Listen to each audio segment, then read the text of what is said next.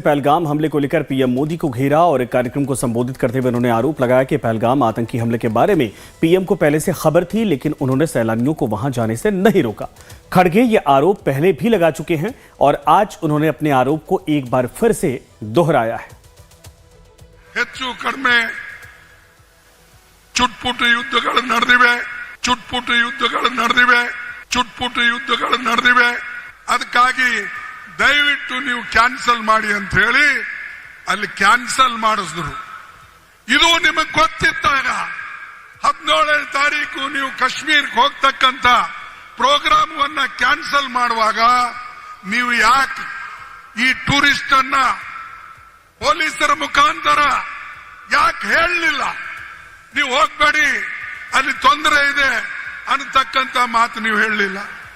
ಹೇಳಿದ್ರೆ 26 ಪ್ರಾಣಗಳನ್ನ ಉಳಿತೀವು ಮತ್ತು ನಮ್ಮ ಈಗೇನು ನಾವು